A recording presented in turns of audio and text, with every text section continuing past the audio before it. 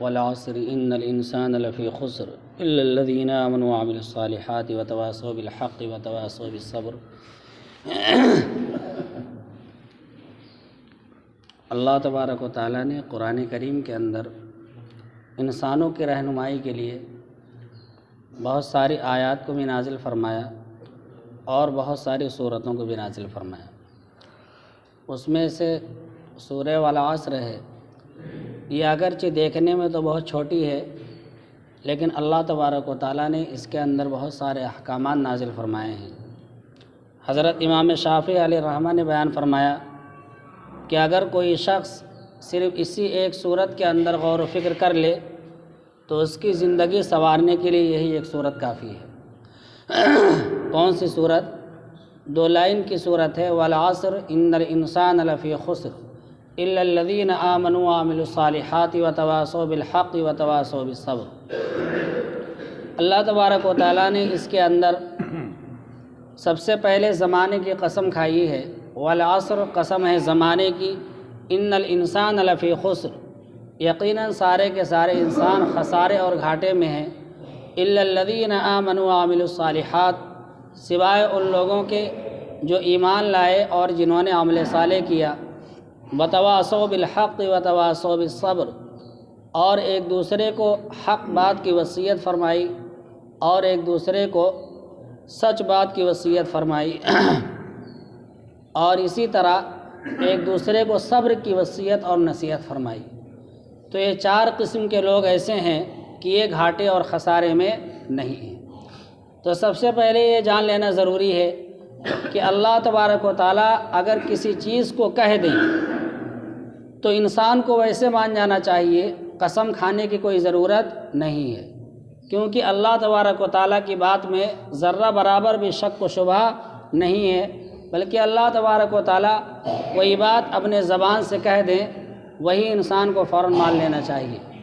لیکن اللہ تبارک و تعالیٰ نے یہاں قسم کھائی ہے زمانے کی، اللہ پاک نے بہت ساری چیزوں کی قسم کھائی ہے۔ کہیں اللہ تبارک و تعالیٰ کھا رہے ہیں قسم ستارے کی، تو کہیں قسم کھا رہے ہیں وہذا البلد الامین، اور یہ یعنی مکہ مکرمہ کی قسم کھا رہے ہیں۔ اسی طرح اللہ تبارک و تعالیٰ نے اور بہت ساری چیزوں کی قسم کھائی ہے۔ تو قسم کھانے کا مطلب یہ ہوتا ہے کہ انسان اس میں تاکید پیدا کر رہا ہے۔ جیسے ہم اور آپ اگر کسی سے کوئی بات چیت کریں تو ہم اگر اپنی بات کو منوانا چاہتے ہیں تو ہم قسم کھا کر کہتے ہیں کہ اللہ کی قسم میں نے یہ کام نہیں کیا ہے، تو اس سے بات کے اندر تاکید پیدا ہو جاتی ہے۔ تو اللہ تبارک و تعالیٰ بھی اپنے بات کے اندر تاکید پیدا کرنا چاہتے ہیں، اسی وجہ سے اللہ تعالیٰ نے زمانے کی قسم کھائی ہے۔ یہ بھی یاد رکھنا چاہیے کہ اگر انسان کو قسم کھانا ہے تو وہ صرف اللہ کی قسم کھائے گا، اس کے علاوہ کسی اور کی قسم نہیں کھائے گا۔ لیکن اللہ تبارک و تعالیٰ اپنی مخلوقات میں جس کی چاہے قسم کھا سکتے ہیں، اللہ تبارک و تعالیٰ جس کی چاہے قسم کھا سکتے ہیں، لیکن انسان صرف و صرف اللہ ہی کی قسم کھائے گا۔ بہرحال اللہ نے کہا قسم ہے زمانے کی، سارے کے سارے انسان خسارے اور گھاٹے میں ہیں۔ تو یہاں دنیا کے اندر جتنے انسان ہو سکتے ہیں سب کے سب خسارے اور گھاٹے میں ہیں، کیونکہ آگے اللہ نے خود ہی بیان فرمایا جو 3 قسم کے لوگ ایسے ہیں کہ وہ خسارے اور گھاٹے میں نہیں ہیں۔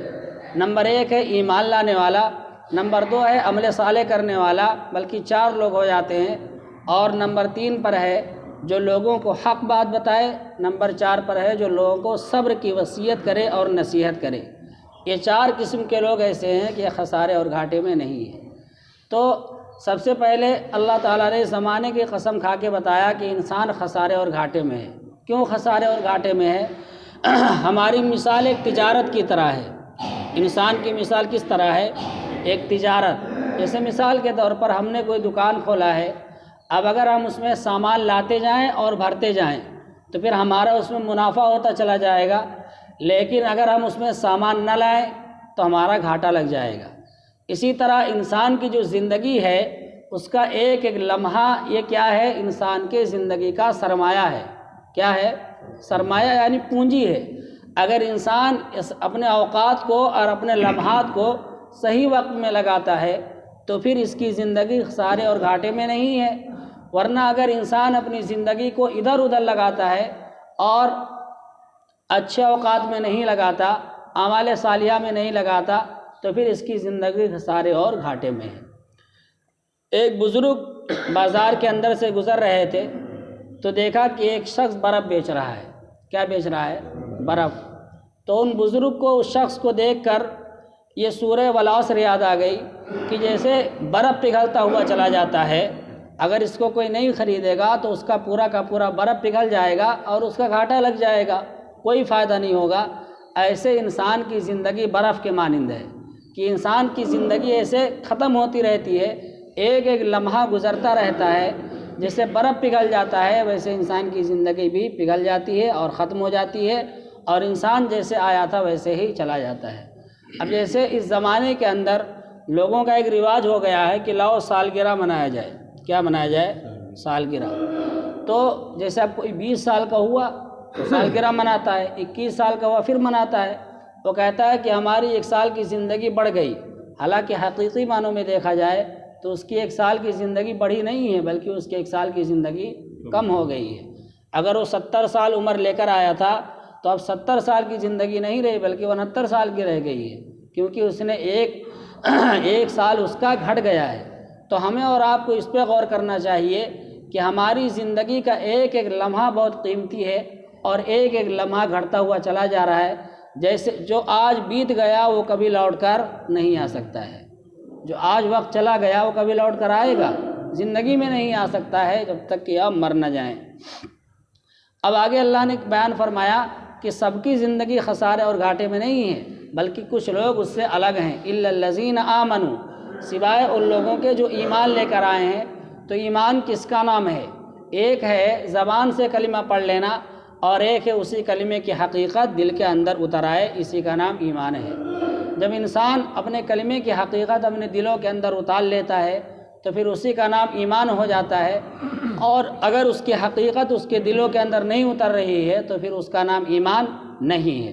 آگے اللہ نے کہا کہ ایمان بھی لائے اور عمل صالحہ بھی کرتا رہے۔ عمل صالحہ میں نماز جہاں پڑھی جاتی ہے ویسے اس کا تعلق اخلاق سے بھی ہے، ایسے اس کا تعلق معاملات سے بھی ہے۔ اخلاق سے اس کا تعلق یہ ہے کہ ہمارا لوگوں کے ساتھ کیا رویہ ہونا چاہیے، یعنی ہم لوگوں کے ساتھ کیسے پیش آئیں۔ اسی طرح معاملات سے اس کا تعلق یہ ہے کہ بیوی کا ہمارے اوپر کیا حقوق ہے، ہمارے بچوں کا ہمارے اوپر کیا حقوق ہے، اسی طرح پڑوسیوں کا کیا حقوق ہے، بھائی کا کیا حقوق ہے، بہنوں کا کیا حقوق ہے، یہ سب کے سب اعمال صالحہ میں آتے ہیں۔ اب تیسری چیز رہ گئی وتواصوا بالحق وتواصوا بالصبر، جو لوگوں کو حق بات بتاتا رہے اور حق بات کی نصیحت کرتا رہے۔ جیسے مثال کے طور پر اگر ہم نماز پڑھنے آ رہے ہیں تو دوسروں کو بھی نماز کی دعوت دے دینی چاہیے، یہ ہے حق بات کا بتانا۔ اسی طرح صبر کو بھی بتانا چاہیے کہ اگر ہم اور آپ دنیا کے اندر رہ رہے ہیں، کوئی پریشانی آ جائے تو ہمیں اس پہ صبر بھی کرنا چاہیے۔ اللہ کے نبی صلی اللہ علیہ وسلم نے بہت صبر کیا ہے، اسی طرح اللہ کے محبوب صلی اللہ علیہ وسلم کے صحابہ نے بہت صبر کیا ہے، اور اس سے زیادہ صبر تو کوئی نہیں کر سکتا ہے، لیکن ہمیں اور آپ کو بھی صبر کرنے کی عادت ڈالنی چاہیے، کیونکہ صبر کرنے سے اللہ کی معیت حاصل ہوتی ہے۔ ان اللہ مع الصابرین، اللہ تبارک و تعالیٰ صبر کرنے والوں کے ساتھ ہو جایا کرتے ہیں۔ تو ہم اور آپ بھی اپنے اندر یہ جذبہ پیدا کریں کہ ہمارے اندر بھی صبر والا جذبہ ہونا چاہیے، اور دوسروں کو بھی بتائیں کہ صبر کرنا سیکھیں۔ بھائی بدلہ لے لینا تو شریعت میں جائز ہے، بے شک جائز ہے، لیکن اس سے بہتر ہے کہ معاف کر دیا جائے۔ اگر کسی نے آپ کا ایک ہاتھ توڑا ہے تو بدلے میں اس کا ایک ہاتھ توڑا جا سکتا ہے، لیکن بہتر کیا ہے کہ اس کو معاف کر دیا جائے، کیونکہ جب ہم معاف کر دیں گے تو اللہ کا ساتھ ہمارے ساتھ ہو جائے گا، اور اللہ کی معیت اگر مل جائے گی تو بدلہ لینے میں کوئی بہت زیادہ وہ نہیں ہے۔ آپ دیکھیں اپنے نبی پاک صلی اللہ علیہ وسلم کی زندگی کو کہ اللہ کے محبوب صلی اللہ علیہ وسلم نے کتنا صبر کیا ہے اور لوگوں کو صبر کر کے دکھا دیا ہے۔ میں نے بتایا تھا کہ جب آپ صلی اللہ علیہ وسلم طائف کے اندر ستائے گئے اور آپ کو مارا گیا، اور بعض لڑکے پیچھے سے پتھر مار رہے ہیں اور آپ صلی اللہ علیہ وسلم زخمی ہو رہے ہیں، اس کے بعد پھر اللہ تبارک و تعالیٰ نے فرشتوں کو بھیجا۔ فرشتوں نے آ کر نبی پاک صلی اللہ علیہ وسلم سے عرض کیا کہ اگر آپ کہیں تو ابھی ان سب کو مٹا دیا جائے اور سب کو ختم کر دیا جائے۔ تو اللہ کے محبوب صلی اللہ علیہ وسلم نے کیا کہا کہ نہیں، اگر یہ نہیں ایمان لے کر آئے ہیں تو ہو سکتا ہے کہ ان کی نسل ہی ایمان لے کر آ جائے۔ تو یہ اللہ کے نبی صلی اللہ علیہ وسلم نے صبر کر کے ہمیں دکھایا ہے۔ اللہ تعالیٰ ہم سبھی کو سننے سے زیادہ عمل کرنے کی توفیق عطا فرمائے۔ سبحان اللہ بحمدہ، سبحانک اللہم وبحمدک، ونشہد ان لا الہ الا انت، نستغفرک۔ سبحان